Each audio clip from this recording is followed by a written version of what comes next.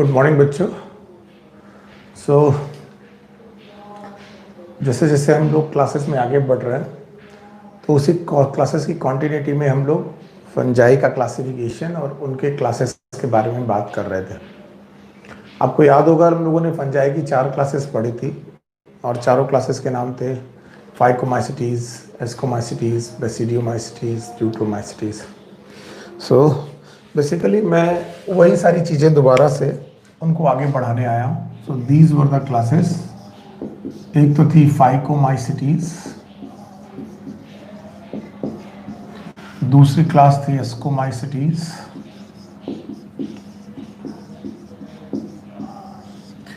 तीसरी क्लास थी basidiomycetes,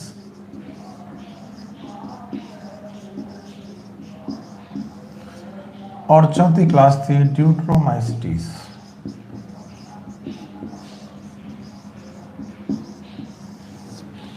phycomycetes, ascomycetes, basidiomycetes and deuteromycetes, ये 4 क्लासेस में हम लोगों ने पढ़ा था। This was known as algal fungi. Alga जैसे फंजाई थे, इनका डिटेल मैंने पढ़ा दिया था आपको, algal fungi. Ascomycetes were known as sac fungi. Basidiomycetes are known as club fungi. And then deuteromycetes is imperfect fungi और fungi imperfecti। ये 4 क्लासेस मैंने आपको पहले पढ़ा रखी हैं और अगर आपने नहीं पढ़ी हैं तो जाकर के वीडियोस देखिए, पुराने वीडियोस, यानी इसके पहले की क्लास के वीडियोस देखिए। चलिए एक एक करके सारे फंजाइज को हम लोगों ने बात करना चालू किया था, जिसमें से फाइकोमाइसिटीज तक हम लोग पूरा पढ़ चुके थे। और फाइकोमाइसिटीज पढ़ लेने के बाद हमारे पास जो नेक्स्ट क्लास है डिटेल में, जो एनसीईआरटी की क्लास, एनसीईआरटी बुक में है, it is known as ascomycetes.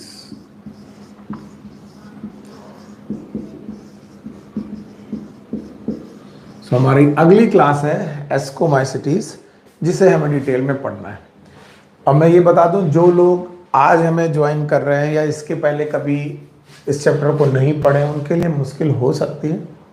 इसलिए जब भी इन क्लासेस में बैठे, पहले से बता दूं, जब भी इन क्लासेस में बैठे तो पुराना लेक्चर रिवाइज करके बैठे। बड़ा मुश्किल आएगी और काफ़ी मुश्किलें आती हैं, फिर आप लोग कहते हो समझ में नहीं आ रहा, और वो ठीक बात नहीं होती। ठीक है, चलिए। सो हमारी नेक्स्ट क्लास है में हम लोग बताने जा रहे हैं what is ascomycetes. They are commonly known as sac fungi.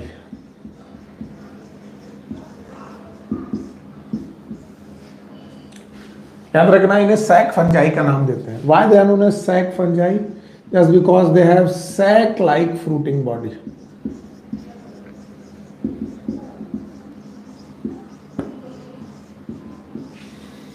आपसे जैसे मैं कोई बात बताता हूं, आपको समझ में आता, what is fruiting body? Fruiting body वो बॉडीज होती हैं जिनमें सेक्सुअल स्पोर्स बनते हैं। मैंने आपको सेक्सुअल स्पोर्स बनाने के लिए बताया था, फंजाई में सेक्सुअल स्पोर्स बनते हैं। तो याद रखना, इनकी फ्रूटिंग बॉडी सैक लाइक होती है, that's why they are known as sac fungi, और इनका नाम commonly known as ascomycetes. Okay, अब आपको पॉइंट बताए जाएंगे 8। पहला पॉइंट है हैबिट एंड हैबिटेट, जिसपे आपको पूरा का पूरा टॉपिक पढ़ना है।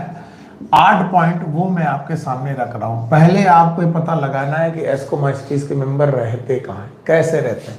सो हैबिट एंड हैबिटेट आपको मालूम है, they will live in warm, damp and moist places।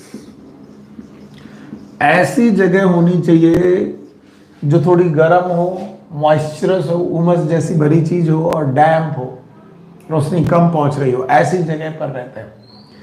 They are also saprophytic. Saprophytic का मतलब है they live upon dead and decaying material. Live upon dead and decaying material. सड़ी गली चीजों में ये पाए जा सकते हैं, यानी ज्यादातर फंगस सड़ी गली चीजों में ही पाए जाते हैं, क्योंकि उनका नेचर सैप्रोफिटिक होता है। इसके अलावा बुक लिखती दे में भी कोप्रोफिलस। कॉप्रो का मतलब होता है डंग, कोप्रो का मतलब ही होता है excreta. They are dung loving, गोबर में पाए जा सकते हैं, डंग लविंग। दे में भी कोप्रोफिलस, दे में भी saprophytic, warm, dam and moist places में रह सकते हैं। ये हो गया हैबिट एंड हैबिटेट। अगर 8 पॉइंट आपको नहीं मालूम है तो आप क्लास में बेवकूफ़ी कर रहे हैं, आपको ये मालूम ही नहीं है कि मैं किन 8 पॉइंट पर आपको डिस्कस करता हूँ। मेरा पहला पॉइंट रहता है हैबिट एंड हैबिटेट। अगर जिनको नहीं मालूम है वो रिवाइज करने जाएंगे। हैबिट हैबिटेट मतलब और कहाँ रहते हैं और कैसे रहते हैं। तो मैंने बोला वार्म, डैम, मॉइस्ट प्लेसेस में रह सकते हैं, saprophytic and dead and decaying material में रह सकते हैं, कोप्रोफिलस एंड डंग लविंग, गोबर में रह सकते हैं, अस्तबल में पड़े हुए गोबर में रह सकते हैं, तो they are dung loving. Habit and habitat के बाद आपको पढ़ना होता है फॉर्म। तो फॉर्म में most of the member are multi cellular. Most of the members इनमें मल्टी सेलुलर हैं, ज्यादातर मेंबर इनके मल्टी सेलुलर हैं। इन्होंने एक आधा एग्जाम्पल भी दिया। इन्होंने एग्जाम्पल के नाम पर इन्होंने पेनिसिलियम का एग्जाम्पल दे दिया। बोला आप पेनिसिलियम के बारे में ये पेनिसिलियम वही फंगस है जिससे पेनिसिलिन नाम की एंटीबायोटिक बनाई गई है। आपको याद है पेनिसिलिन नाम की एंटीबायोटिक आपको पढ़ाई जाती है, तो पेनिसिलियम वो फंगस है जिससे पेनिसिलिन नाम की एंटीबायोटिक बनाई जाती है। तो most of the member are multi cellular. Okay, यहां पर एक एक्सेप्शन है, एक ही एक्सेप्शन है, ज्यादा नहीं है। एक यूनिसेलुलर मेंबर भी है इनका, जिसको हम लोग ईस्ट के नाम से जानते हैं। और ये ईस्ट को बोटेनिकली हम लोग बोलते हैं सैक्रोमाइसीस सेरिविसी। सो रादर मैं सैक्रोमाइसीस बोल दूं, इसकी डिफरेंट स्पीसीज हो सकती हैं, इट इज सैक्रोमाइसीस। सो याद रखना, फॉर्म में हम लोगों ने पढ़ा है कि वो मल्टी सेलुलर है कि यूनिसेलुलर है। तो हमने अपने एग्जाम्पल से जाना कि इनके ज्यादातर मेंबर मल्टी सेलुलर है, कुछ मेंबर यूनिसेलुलर है, और जो मेंबर यूनिसेलुलर है उनमें से सैक्रोमाइसीस ईस्ट एक एग्जाम्पल है। मल्टी सेलुलर मेंबर में पेनिसिलियम का एग्जाम्पल है। अच्छा, या मल्टी सेलुलर हो या यूनिसेलुलर हो, all of them are eukaryotic. सब के सब इनमें से यूकैरियोटिक हैं। यूकैरियोटिक होने का मतलब है इनके पास ट्रू न्यूक्लियस है। ट्रू न्यूक्लियस होने का मतलब है जब आप इनकी सेल के अंदर पहुंचेंगे तो इनका न्यूक्लियस जो होगा वो वेल फॉर्म होगा, ट्रू न्यूक्लियस होगा।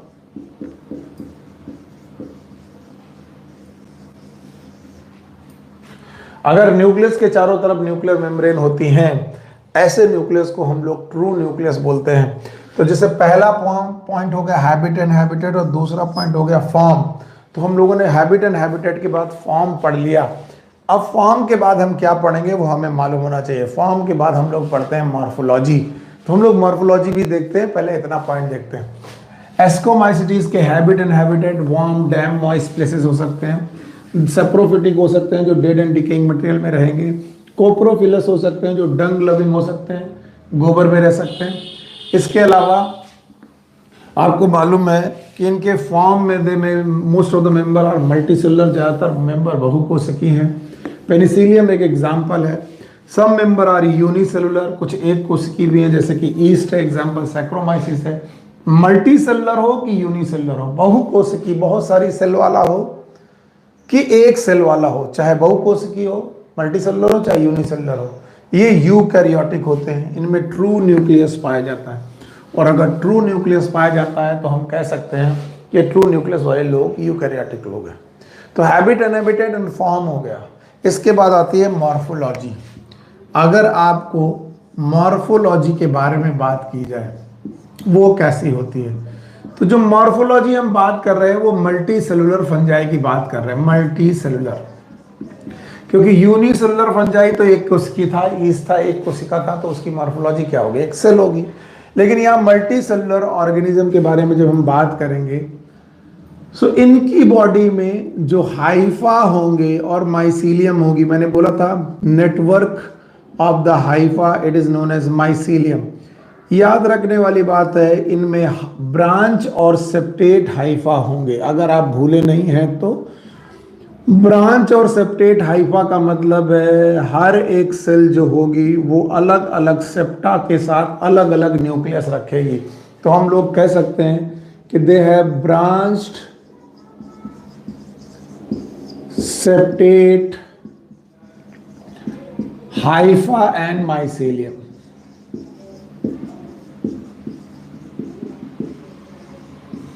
Branch and septate, hypha and mycelium, इनके जो हाइफा और माइसिलियम जो होंगे वो ब्रांच और सेप्टेट होंगे। ये क्वेश्चन इसलिए भी इंपॉर्टेंट हो जाता है कि जब हम फाइकोमाइसिटीज पढ़ रहे थे, यानी इसके पहली वाली क्लास पढ़ रहे थे, याद करिए मैंने जब इसके पहले की क्लास पढ़ाई थी फाइकोमाइसिटीज, ये फाइकोमाइसिटीज है, ये एस्कोमाइसिटीज है। अभी जो पढ़ रहे हैं वो एस्कोमाइसिटीज है। इसके पहले जब फाइकोमाइसिटीज हमने पढ़ा था तो हमने जो हाइफा देखे थे देवर एसेप्टेट। एसेप्टेट का मतलब है यहां पर एक कोशिका और दूसरी कोशिका के बीच में कोई सेप्टा नहीं है।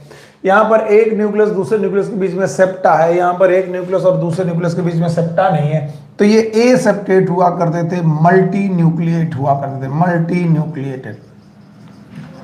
वहीं पर जब मॉर्फोलॉजी आप एस्कोमाइसिटीज की देखेंगे तो वो एसेप्टेट नहीं है, सेप्टेट है। सेप्टेट का मतलब है दो न्यूक्लियस के बीच में सेप्टा प्रेजेंट है, यानी सेल अलग अलग दिखाई पड़ रही हैं। अलग अलग सेल दिखाई पड़ने की वजह से इन्हें हम लोग सेप्टेट बोलते हैं। और सेप्टेट होने के साथ साथ इनमें ब्रांचेस भी निकली हुई हैं, like these are the branches. Branches निकली हुई हैं तो हम लोग बोल सकते हैं कि they are septate and branched.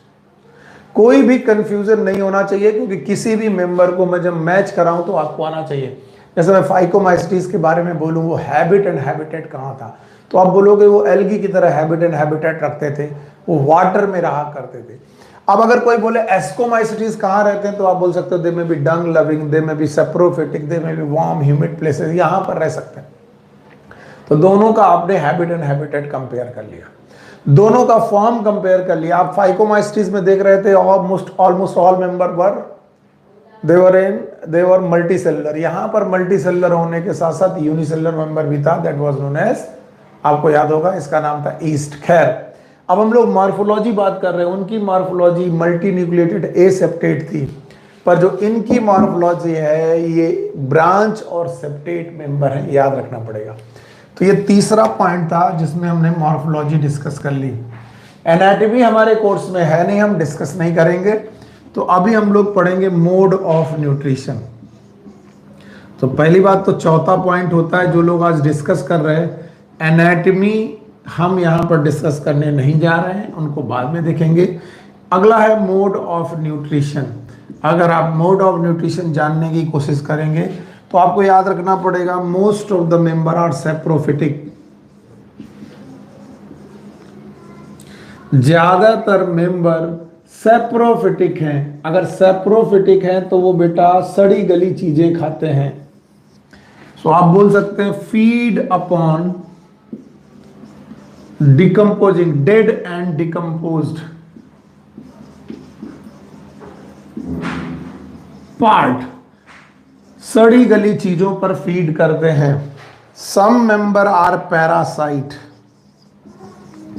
कुछ ऐसे मेंबर्स भी हैं जो पैरासाइट हैं। और पैरासाइट का मतलब है जब एक लिविंग ऑर्गेनिज्म दूसरे लिविंग ऑर्गेनिज्म पर रहे। जब एक लिविंग ऑर्गेनिज्म सड़ी गली चीजें, मरी हुई चीजों पर रहे तो उसे बोलते हैं saprophyte. When one living organism depend upon dead and decaying material, that is known as saprophyte. But when one living organism depend upon another living organism, एक living organism जब दूसरे living organism पर डिपेंड रहता है, इसे बोलते हैं parasite. तो इनके ज्यादातर मेंबर तो सेप्रोफिटिक ही है, डेड एंड डिकेइंग मटेरियल में रहते हैं, लेकिन कुछ मेंबर जो होते हैं वो पैरासिटिक भी होते हैं। पैरासिटिक का मतलब है वो लिविंग ऑर्गेनिज्म पर भी रह सकते हैं। तो आपने देखा ये पांचवा पॉइंट था मोड ऑफ न्यूट्रिशन।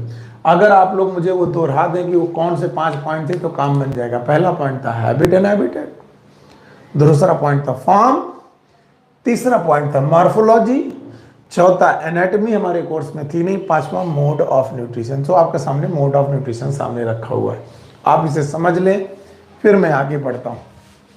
अगर आपको ये बातें समझ में आ रही हैं तो आगे चलते हैं हम लोग। चलिए, मॉर्फोलॉजी में जब भी हम लोगों ने देखा तो इनके हाइफा हमें ब्रांच और सेप्टेट दिखे।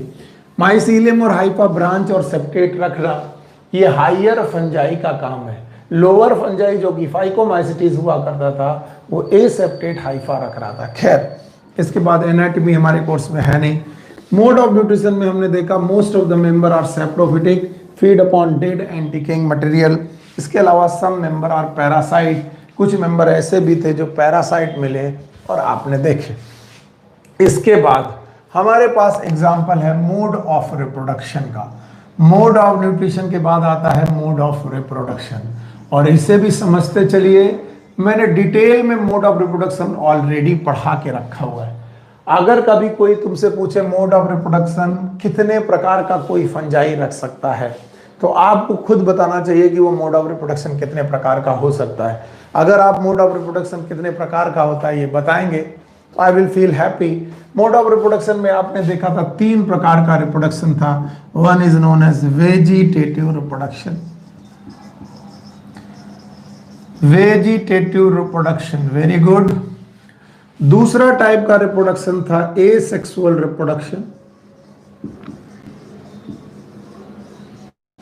Asexual reproduction. और तीसरा टाइप का रिप्रोडक्शन था सेक्सुअल रिप्रोडक्शन।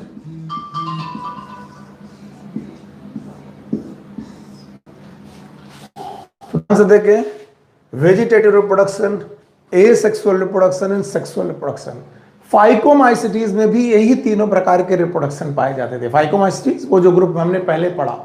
एस्कोमाइसिटीज में भी यही 3 प्रकार के रिप्रोडक्शन पाए जाते हैं, लेकिन तीनों में डिफरेंस क्या है देखिए। वेजिटेटिव रिप्रोडक्शन में most of the member they perform fragmentation, ज्यादातर मेंबर फ्रेगमेंटेशन परफॉर्म करते हैं। फ्रेगमेंटेशन का मतलब है एक फंजाई का फ्रेगमेंट टूटा और वो टूटे हुए फ्रेगमेंट से पूरा फंजाई बन गया। एक फंजाई का फ्रेगमेंट टूटा और टूटे हुए फ्रेगमेंट से पूरा फंजाई बन गया, प्रोसेस का नाम फ्रेगमेंटेशन। इसके अलावा आपको मैंने ईस्ट पढ़ाया है, सैक्रोमाइसिस, ईस्ट पढ़ाया है। ईस्ट बडिंग भी करता है, ये याद रखिएगा, बडिंग भी हो सकती है, ईस्ट में होती है। इसके अलावा फिजन नाम का भी रिप्रोडक्शन कर सकते हैं, वो फिजन। तो वेजिटेटिव रिप्रोडक्शन में फ्रेगमेंटेशन, बडिंग और फिजन तीनों प्रकार का रिप्रोडक्शन हो सकता है, लेकिन most common is fragmentation, most common.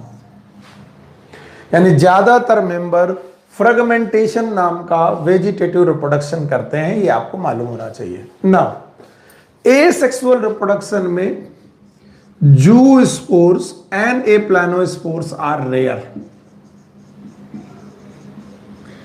NCERT तो बोलती है प्रेजेंट ही नहीं होते, मैं तो रेयर शब्द यूज कर रहा हूं कि इनमें एसेक्सुअल रिप्रोडक्शन के दौरान जू स्पोर और एप्लानोस्पोर नहीं बनते हैं, ऐसा मानना है। मान लेते हैं क्योंकि ये लैंड फंजाई हैं, टेरेस्ट्रियल फंजाई हैं, जू स्पोर वहां बनता है जहां पर वाटर हो, और वाटर वाला फंजाई था फाइकोमाइसिटीज। तो ये पानी में नहीं है, इसलिए जू स्पोर और एप्लानोस्पोर जनरली नहीं बनते।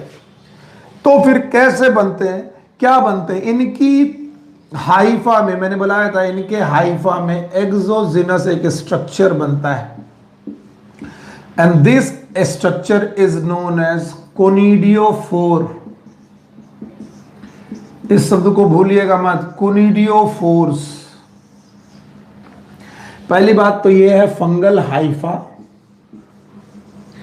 फंगल हाइफा के टॉप पर यहां पर एक स्ट्रक्चर बना, नाम है कोनिडियोफोर, और इस कोनिडियोफोर के अंदर एक्सोजिनसली, एक्सोजिनस अंदर क्या बोले, एक्सोजिनस स्ट्रक्चर पर बाहर की तरफ उभरे हुए कुछ बेटा स्ट्रक्चर बनते हैं। These spore like structure are known as conidia. So याद रखना, एसेक्सुअल रिप्रोडक्शन के दौरान दे फॉर्म द कोनिडिया। और एक और चीज याद रखनी पड़ेगी, मैं यहां लिख दे रहा हूं, conidia are exogenous, exogenous structure. ये क्वेश्चन कई बार पूछा गया है कि एक्सोजिनस का मतलब क्या है। ये जो कोनिडियोफोर में इन कोनिडिया का फॉर्मेशन होता है, या हाइफा के रेस्पेक्ट में इन कोनिडिया का फॉर्मेशन होता है, सो ये बॉडी के अंदर नहीं बल्कि बॉडी में आउटसाइड की तरफ बनते हैं, उभार की तरह ये स्पोर्स लाइक स्ट्रक्चर बनते हैं, and that's why they are known as exogenous. बाहर की तरफ बनने वाले spore like structure known as conidia. और इसमें भी कॉन्सेप्ट रट्टा नहीं है। इसके पहले मैंने फाइकोमाइसिटीज आपको पढ़ाई, और फाइकोमाइसिटीज में मैंने आपको फ्लैजला वाला स्पोर पढ़ाया था, जू स्पोर, जो कि मूव करता था। नॉन मोटाइल स्पोर पढ़ाया, ए प्लानो स्पोर जो कि मूव नहीं करता था, लेकिन वो दोनों स्पोर बेटा एल्गी जैसा करेक्टर, एल्गी जैसे करेक्टर वाले फंजाई में थे। और ये फंजाई एल्गी वाला करेक्टर नहीं रख रहा, ये ऑलमोस्ट ट्रू फंजाई है, और इसलिए इन्होंने वो दोनों स्पोर बनाने की बजाय कोनिडिया बनाई है एज अ एसेक्सुअल रिप्रोडक्शन का। एसेक्सुअल रिप्रोडक्शन में इन्होंने कोनिडिया बनाया, और ये कोनिडिया हाइफा के एक्सोजिनस, बार बार बोल रहा हूं एक्सोजिनस है, और वहां पर कोनिडियोफोर में ये स्ट्रक्चर बनाए, ये एक्सोजिनस नाम से कई बार पूछे गए। और जब आप इस बात को समझ लेंगे कि वेजिटेटिव और एसेक्सुअल रिप्रोडक्शन हो गया, तो बाद में आएगा सेक्सुअल रिप्रोडक्शन। अब सेक्सुअल रिप्रोडक्शन बहुत ही पिक्यूलियर है, इसके बारे में मैं बता चुका हूं। पिक्यूलियर क्यों है? क्योंकि आपको मालूम है दो फंगस, एक जो बिहेव करेगा मेल की तरह और दूसरा जो बिहेव करेगा फीमेल की तरह। सो मेल की तरह बिहेव करने वाले के पास मेल गैमेटेंजिया होगी, गैमेटेंजिया वो स्ट्रक्चर होता है जिसमें गैमीट बनता है, और फीमेल की तरह बिहेव करने वाले में फीमेल गैमेटेंजिया होगी। मेल गैमेटेंजिया और फीमेल गैमेटेंजिया से बनेंगे गैमीट्स, मेल गैमीट्स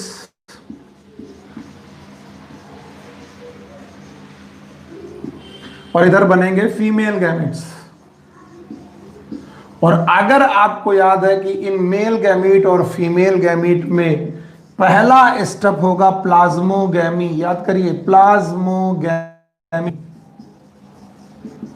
अगर आप भूले नहीं है तो प्लाज्मोगैमी के दौरान, मैं कोशिश करता हूं दोबारा बनाने की जो मैंने आपको पढ़ाया था, प्लाज्मोगैमी के दौरान मेल गैमीट और फीमेल गैमीट के अपने साइटोप्लाज्म फ्यूज करेंगे।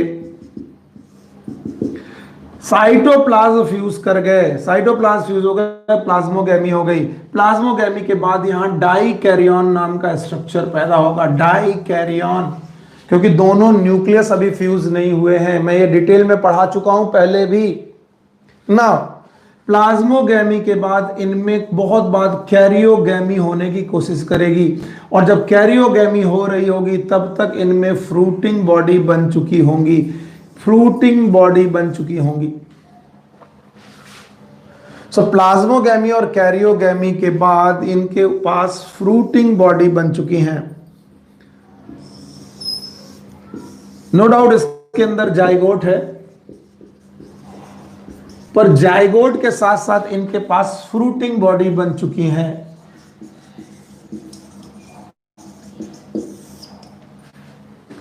अगर आपको समझ में नहीं आ रहा तो उसका डिटेल में अलग से बना दूंगा, कोई दिक्कत नहीं है, मुझे थोड़ी सी जगह चाहिए होगी, मैं इसको अलग से बना दूंगा अगर आप इस सब चीजों के साथ कोप अप करें। चलिए, मोड ऑफ रिप्रोडक्शन में 3 प्रकार का रिप्रोडक्शन है। Number 1 is vegetative reproduction, number 2 is asexual reproduction, and number 3 is sexual reproduction.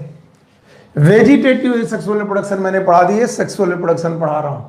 तो पहले इनमें हो गई प्लाज्मोगैमी, फिर हो गई कैरियोगैमी। प्लाज्मोगैमी और कैरियोगैमी साथ साथ नहीं हुई तो there is no syngamy, syngamy नहीं है, लेकिन इनके पास सैक लाइक फ्रूटिंग बॉडी जैसा स्ट्रक्चर बना है, सैक लाइक फ्रूटिंग बॉडी।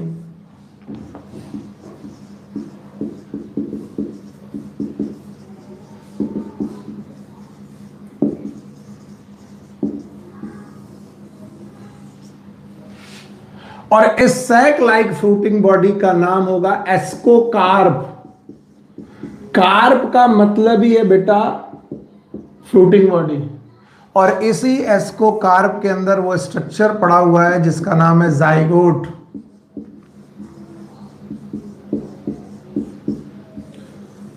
और जाइगोट होता है 2n, और इस जाइगोट में होगी मियोसिस, उसके बाद भले माइटोसिस हो लेकिन पहले होगी मियोसिस। और जैसे ही मियोसिस होगी, जाइगोट में मियोसिस होने की वजह से यहां पर 4 स्पोर बनेंगे, एक जाइगोट से 4 स्पोर बनते हैं, और सब के सब हैप्लॉइड स्पोर्स होंगे। अब चूंकि ये हैप्लॉइड स्पोर्स बेटा बने हैं सैक के अंदर, एस्कस के अंदर, सैक एस्कोकार्बिन के पार्ट होंगे सैक एस्कस, और इन बेटा स्पोर को हम लोग बोलेंगे एस्कोस्पोर्स। सो वी कैन से यहां पर बेटा मियोसिस के बाद जो स्पोर बन रहा है वो हैप्लॉइड स्पोर है, और ये हैप्लॉइड स्पोर सैक के अंदर बन रहे हैं, तो we can say these are known as endogenous spores. Endogenous spores वो होते हैं जो फ्रूटिंग बॉडी के इनसाइड बन रहे हैं। आप यहां से चलिए तभी समझ में आएगा, male gametangia, female gametangia, male gametangia से मेल गैमेट, फीमेल गैमेटेंजिया से फीमेल गैमेट, इन दोनों का फ्यूजन हुआ। फ्यूजन में सिंगैमी नहीं हुई, फिर से बोलना, सिंगैमी नहीं हुई। सिंगैमी होती तो प्लाज्मोगैमी और कैरियोगैमी साथ साथ हो जाती। सिंगैमी करना किसका पार्ट था? फाइकोमाइस्टिस का।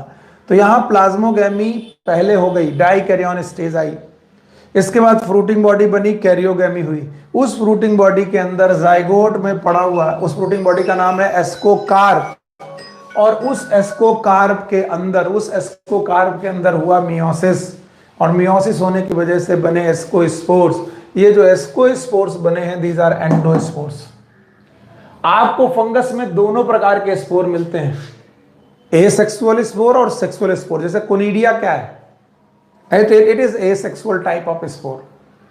पर अगर कोई बोले एस्कोस्पोर क्या है, तो बोलोगे ये सेक्सुअल स्पोर्स है। और ये जो सेक्सुअल स्पोर्स हैं, इन्हीं को हम लोग बोलेंगे एस्कोस्पोर्स। और ये एस्कोस्पोर्स यहां से निकलेंगे, यानी इस फ्रूटिंग बॉडी से रप्चर होकर के बाहर निकलेंगे, और जहां पर बेटा जमेंगे वहां पर बनाएंगे हाइफा, और ये होंगे ब्रांच एंड सेप्टेट हाइफा। इन स्पोर से ही बनेंगे। सो आपने देखा कि किस तरीके से यहां पर फ्रूटिंग बॉडी बनी, और फ्रूटिंग बॉडी के एंडोजेनस एस्कोस्पोर्स बने। एस्कोकार्प इनकी फ्रूटिंग बॉडी का नाम है, और इस तरीके से सेक्सुअल रिप्रोडक्शन करने लगे। आज भी सेक्सुअल रिप्रोडक्शन में वही 3 स्टेप हैं, देख लो। पहला स्टेप प्लाज्मोगैमी, दूसरा स्टेप कैरियोगैमी, तीसरा स्टेप मियोसिस। तो सेक्सुअल रिप्रोडक्शन में मैंने डिटेल में पहले भी पढ़ा रखा है कि फंगस अपने सेक्सुअल रिप्रोडक्शन के दौरान 3 मुख्य स्टेप फॉलो करते हैं, plasmogamy, karyogamy and meiosis. Plasmogamy, karyogamy और मियोसिस के बाद ये आपका एग्जाम्पल है। ओके, नाउ इसके बाद मोड ऑफ रिप्रोडक्शन के बाद आती है इकोलॉजिकल इंपॉर्टेंस, और इकोलॉजिकल इंपॉर्टेंस के बाद एग्जाम्पल एंड क्लासिफिकेशन। अगर आपसे कोई पूछे कि एस्कोमाइस्टीज के एग्जाम्पल क्या है, तो सबसे पहले आपको इनके एग्जाम्पल सेट करने चाहिए कि सर इनके क्या क्या एग्जाम्पल्स हैं। यस, फाइकोमाइसिटीज में मैंने यहां पर आपको याद करिए, फाइकोमाइसिटीज जब पढ़ाया था तो एग्जाम्पल लर्न करने के लिए बताया था राम नाम का फॉर्मूला। राम, अगर आप भूले नहीं हैं तो, राइजोपस, एल्बिगो और म्यूकर, मैंने पिछले वीडियो में पढ़ाया है उसी तरीके से। अब इसी राम के साथ एक फॉर्मूला और पढ़िए, कैन। तो कभी सेंटेंस बने तो बनेगा राम कैन, लेकिन राम किसका था? फाइकोमाइसिटीज। कैन किसका है? Ascomycetes. So what is can? C for claviceps,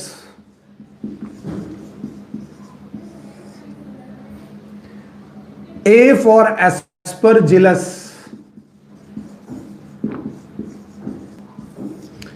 N for neurospora,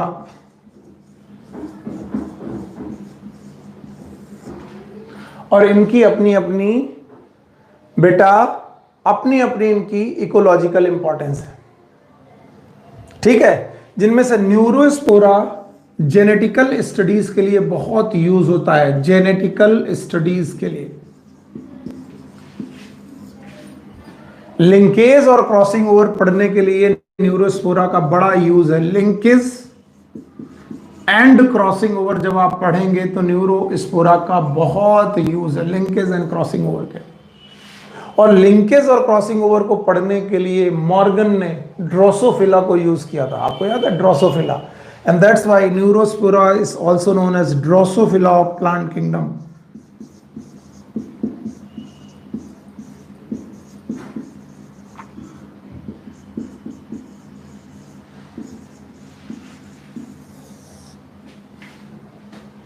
इसी तरीके से क्लैविसेप्स है, इससे हैलुसिनिक कंपाउंड निकाले जाते हैं, हैलुसिनोजेंस। हेलुसिनोजेंस वो बेटा नशीले पदार्थ हैं जो आपकी बॉडी में हेलुसिनेशंस कर सकते हैं। जो स्टिमुलस नहीं होगा वो भी आपको दिखाई पड़ सकता है या सुनाई पड़ सकता है, ऐसे बोलते हैं hallucinations. So there are so many example, Claviceps, Aspergillus, Neurospora. अगर मैं बोलूं एस्परगिलस आपको टीबी लाइक डिसीज करता है, TB like disease in lungs, इसे हम लोग बोलते हैं एस्परजिलोसिस। ऐसे बहुत सारे इंपॉर्टेंट काम हैं जो मैं आपको एस्कोमाइसिटीज के साथ पढ़ाऊं। तो ये राम के साथ कैन है। इसके अलावा आप भूले नहीं होंगे तो इनके एग्जाम्पल में मैं पेनिसिलियम आपको पहले ही पढ़ा चुका हूं। सो पेनिसिलियम नाम का जो बेटा आपका फंगस था, ये पेनिसिलिन नाम की एंटीबायोटिक बनाता है। पेनिसिलिन एंटीबायोटिक बनाने के काम आता है। इसके अलावा मैंने आपको ईस्ट भी पढ़ा रखा है, yeast that is known as saccharomyces. और सैक्रोमाइसीस बेकिंग में और ब्रूइंग में दोनों में काम आता है। बेकिंग मतलब आप ब्रेड वगैरह बना सकते हैं, ब्रेड बेकिंग इंडस्ट्री में बनते हैं। और इसके अलावा ब्रूइंग, ब्रूइंग का मतलब है अल्कोहल वगैरह, अल्कोहल की ड्रिंक वगैरह बना सकते हैं फर्मेंटेशन के द्वारा। तो आपके पास पेनिसिलियम भी है, ईस्ट भी है, इसी का मेंबर। बहुत सारे एग्जाम्पल है, लेकिन राम कैन अगर याद रखेंगे तो पेनिसिलियम, ईस्ट आपको याद ही आ जाएगा। इसके अलावा जो मोस्ट इंपॉर्टेंट क्वेश्चन है, अक्सर पूछा जाता है या फिर नीट में भी पूछा गया है, इनमें मॉरेल्स एंड ट्रफल्स नाम के फंगस पाए जाते हैं। Morales and truffles, they are considered as delicacies। अब आप पूछेंगे delicacies क्या है? You know that 5-star hotels में आप लोगों ने मशरूम वगैरह, मशरूम तो आजकल घरों घरों में भी मिलता है, ठीक वैसे ही बेटा ये एडिबल फंजाई है। मॉरेल्स एंड ट्रफल्स, मॉर्केला, याद रखना, मॉरेल्स एंड ट्रफल्स से डेलिकेसीज की तरह यूज किए जाते हैं। ये एडिबल फंजाई की तरह यूज किए जाता है।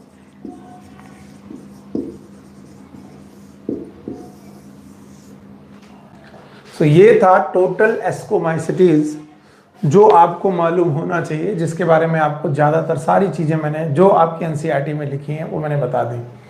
तो फाइकोमाइसिटीज का एग्जाम्पल था राम, एस्कोमाइसिटीज का एग्जाम्पल हो गया कैन, कैन में हो गया क्लेविसेप्स, एस्परजिलस, न्यूरोस्पोरा। इसके अलावा पेनिसिलियम ईस्ट, पेनिसिलियम से पेनिसिलिन नाम की एंटीबायोटिक, और ईस्ट से सैक्रोमाइसिस नाम है, इससे बेकिंग और ब्रूइंग कर सकते हैं। इसके अलावा मॉरेल्स एंड ट्रफल्स जो एज अ डेलिकेसीज यूज किए जाएंगे और एडिबल फंजाई हैं जिन्हें खाया जा सकता है। अभी मैं आपको दूसरा एडिबल फंजाई भी अलग क्लास में पढ़ाने की कोशिश करूंगा, वो आप देखिएगा। सो फाइकोमाइसिटीज के बाद आपके पास एस्कोमाइसिटीज का पूरा एग्जाम्पल और तरीके मैंने आपको सिखा दिए। So this was the ascomycetes for you. ना फाइकोमाइसिटीज, एस्कोमाइसिटीज के बाद हमारे पास तीसरा ग्रुप ऑफ फंजाई आता है, और जो ये तीसरा ग्रुप ऑफ फंजाई है it is known as Basidiomycetes.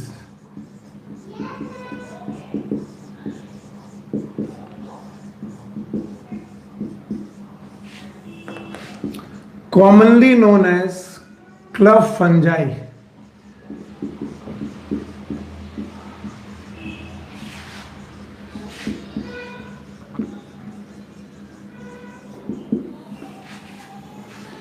Commonly इनको हम लोगों ने क्लब फंजाई के नाम से जाना है।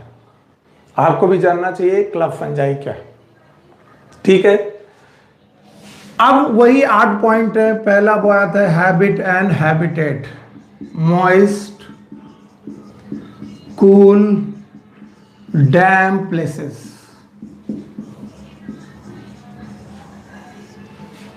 और यहां पर इन्होंने प्लेसेस का एग्जांपल भी पढ़ाया है। जैसे इन्होंने बताया कि आपने मशरूम, और मशरूम का नाम सुना होगा, मशरूम आपने देखा होगा। मशरूम कहाँ ग्रो करता है? सड़ी गली चीजों के ऊपर। मशरूम का ये एक कलीग है, भैया है, इसको हम लोग बोलते हैं यस टोड स्टूल। कई बार आप लोग कुकुरमुत्ता के नाम से भी जानते हैं। So mushroom dead and decaying material की तरह आप लोगों ने देखे होंगे। इसके अलावा आपने ये भी देखा होगा कि कभी लकड़ी के लट्ठों में, अभी बरसात चल रही है तो बरसात में मान लो जो ये वुडन ब्लॉक है, वुडन, तो उस वुडन ब्लॉक में आपने ऐसे ब्रैकेट लाइक फंजाई देखे होंगे, कुछ ऐसे पफ बॉल देखे होंगे, ब्रैकेट फंजाई देखे होंगे। आपने देखा होगा लकड़ी के लट्ठों पे, अगर गांव में रहने वाले हैं तो आपने देखा होगा ब्रैकेट जैसे फंजाई वहां पर ग्रो कर रहे हैं, these are known as bracket fungi. इसके अलावा मशरूम जैसे दिखने वाले छोटे छोटे पफ बॉल जैसे स्ट्रक्चर आपको दिखेंगे, these are known as puff balls.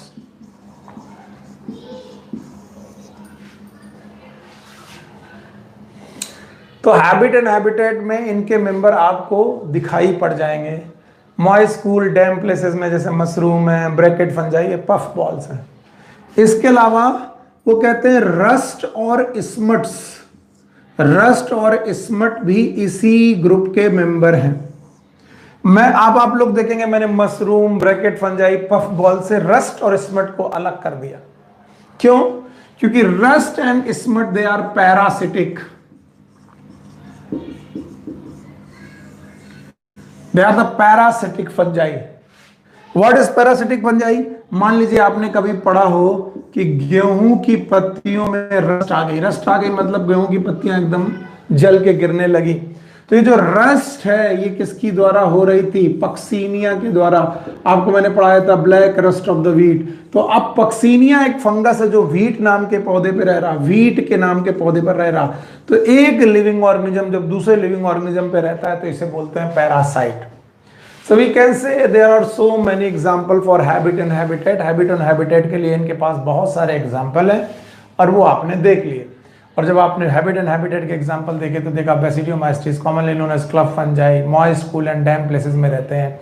Mushroom इनके एग्जाम्पल हो सकते हैं, टोड स्टूल एग्जाम्पल हो सकते हैं, ब्रैकेट फंजाई एग्जाम्पल हो सकते हैं, पफ बॉल एग्जाम्पल हो सकते हैं, रस्ट और स्मट भी इनके एग्जाम्पल हो सकते हैं। तो ये हो गया habit and habitat. Habit and habitat के बाद अगर दूसरी कोई चीज हम लोग पढ़ते हैं तो वो पढ़ते हैं form. As usual they are multi cellular. मैंने बोला था most of the fungi are multi cellular, तो इनके भी सारे के सारे मेंबर मल्टी सेलुलर हैं और यूकैरियोटिक है। मल्टी सेलुलर और यूकैरियोटिक होने का मतलब है they have well form nucleus. और एक चीज याद रखना है, इनकी सेल वॉल में काइटिन प्रेजेंट है और काइटिन सेल वॉल का मतलब इनमें सेलुलोज की सेल वॉल नहीं है।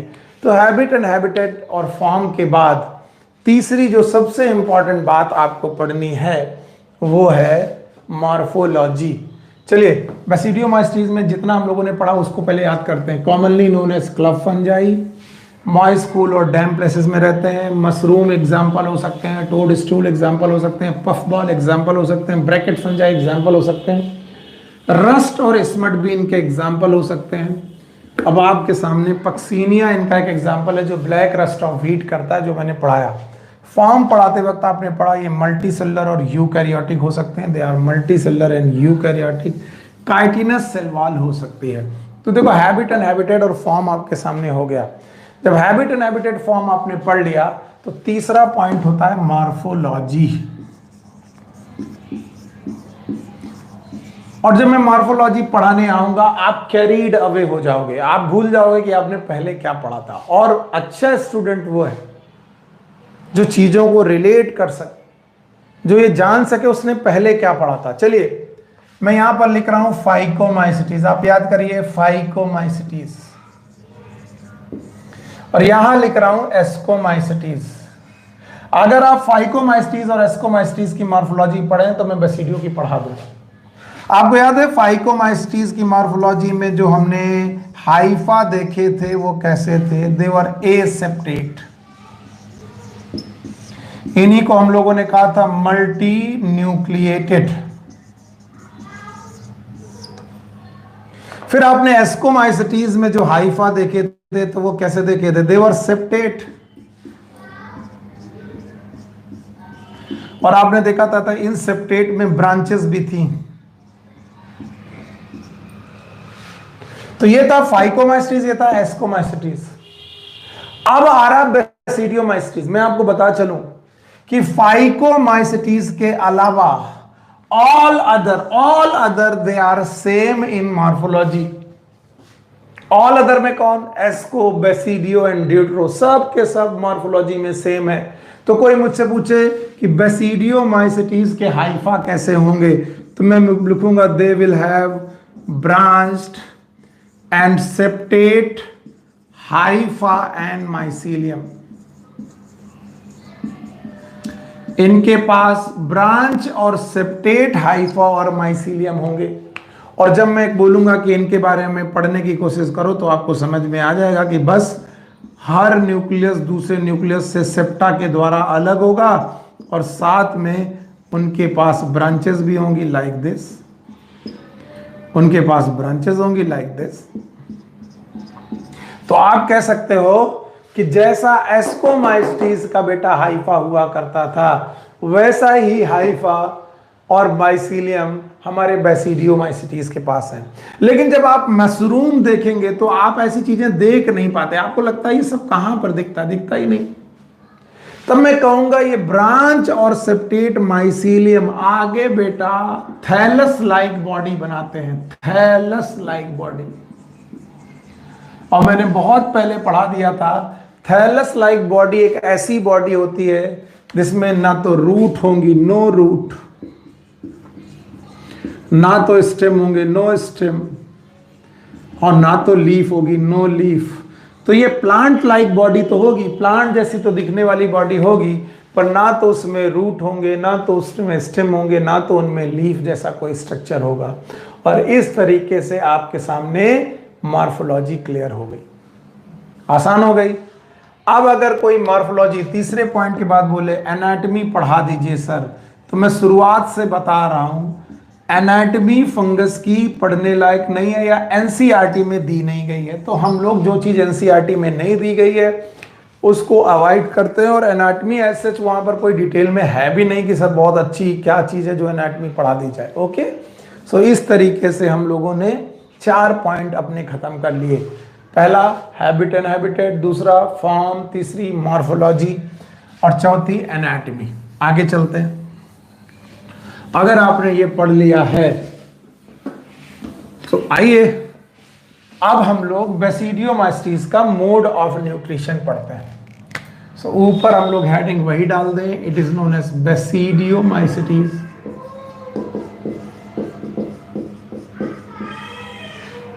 और यहां पर डाल दें मोड ऑफ न्यूट्रिशन।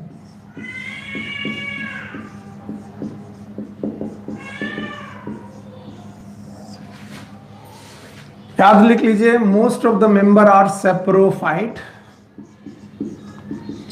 ज्यादातर मेंबर सेप्रोफिटिक हैं, डेड एंड डिकेइंग मटेरियल को खाते हैं, they will live upon dead and decaying material. Some are parasite, वो मैंने आपको एग्जांपल दे दिया, रस्ट और smut, they are parasite, some are parasite. So कुछ मेंबर पैरासिटिक हैं, नहीं तो most of the member are saprophytic in nature. याद रखना सेप्रोफिटिक नेचर होने की वजह से इनको हम लोग कई बार डिकम्पोजर्स के नाम से भी जानते हैं, वी कॉल देम डिकम्पोजर्स। अगर आपको इतना समझ में आ गया है तो हम लोग अपना टॉपिक और थोड़ा आगे बढ़ाते हैं और देखते हैं उस टॉपिक में हमारे पास और क्या पढ़ने लायक है। सो मोड ऑफ न्यूट्रिशन पढ़ाने के बाद we have the mode of reproduction. So basidiomycetes का मोड ऑफ रिप्रोडक्शन।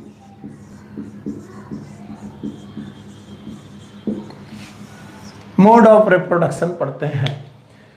वही 3 मोड है जो मैंने पहले पढ़ाए थे। आपको तो तुरंत बोल देने चाहिए कि सर 3 हमें मालूम है। पहला है वेजिटेटिव, अभी मैं लिख रहा हूं इसका मतलब ये है कि नहीं ये बाद में डिसाइड करेंगे। दूसरा है एसेक्सुअल और तीसरा है सेक्सुअल रिप्रोडक्शन। ओके, तो मोड ऑफ रिप्रोडक्शन में 3 रिप्रोडक्शन, वेजिटेटिव, एसेक्सुअल और सेक्सुअल। मैं पहले लिख दूं कि बेसिडियोमाइसिटीज में एसेक्सुअल रिप्रोडक्शन इज एब्सेंट।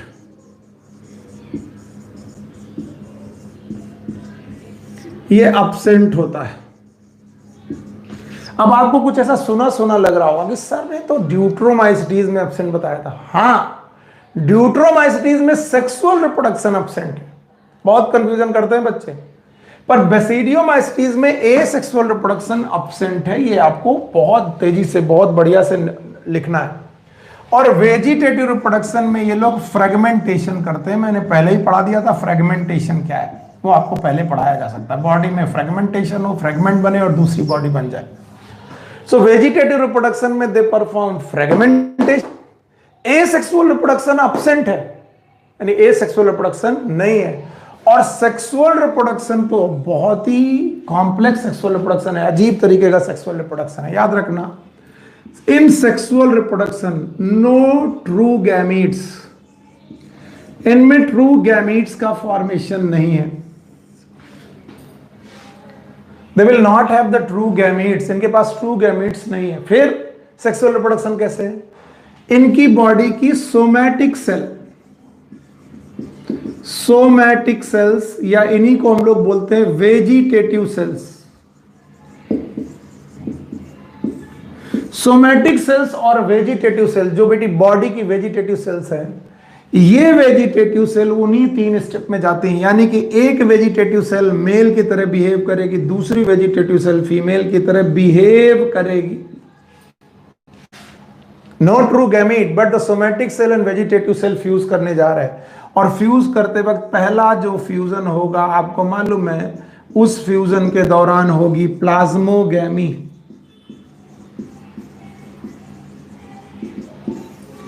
अब चूंकि इनकी पूरी बॉडी हैप्लॉइड होती है, तो ये वेजिटेटिव सेल भी हैप्लॉइड ही हैं, और इनके फ्यूजन के बाद हो गया प्लाज्मोगैमी। और प्लाज्मोगैमी के बाद जो स्टेज बनी उसका नाम है डायकैरियन।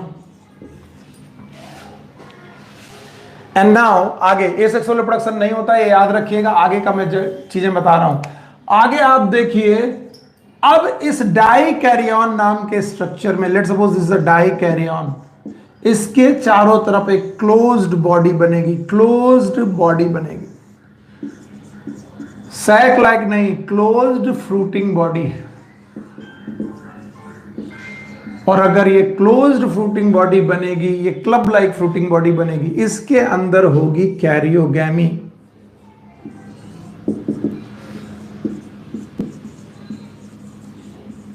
कैरियोगैमी। और इस क्लोज्ड फ्रूटिंग बॉडी का नाम होगा बेसिडियोकार्प।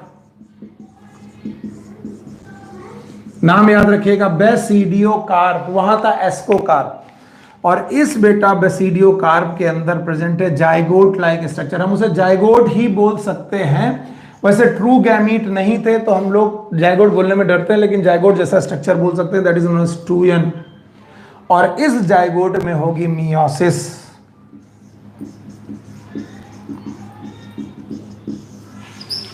तो पहला स्टेप प्लाज्मोगैमी, दूसरा स्टेप कैरियोगैमी, तीसरा स्टेप मियोसिस।